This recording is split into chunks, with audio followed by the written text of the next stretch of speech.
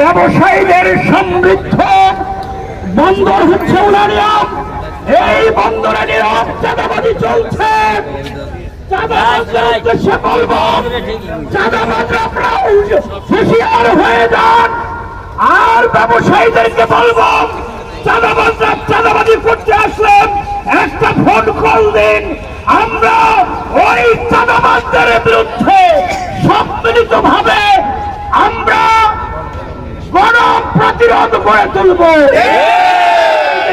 বলবো, আপনারা তো কারো বাবার টাকা দিয়ে ব্যবসা করেন না, কোন চাঁদা দিবেন না, কাউকে ট্যাক্স দিবেন, নতুন করে এই বাংলাদেশে থাকা লাগবে না। এখানে ব্যবসা করবো নিজের টাকায়, হক এবং হালাল ব্যবসা করবো।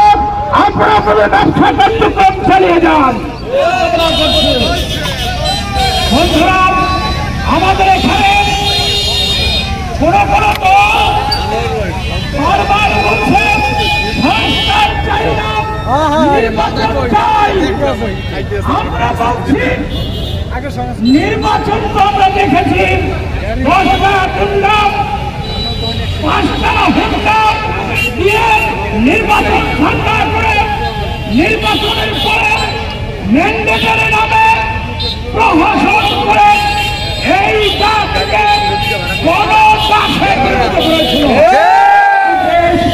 একটা স্বাধীন পরিবেশ চাই না।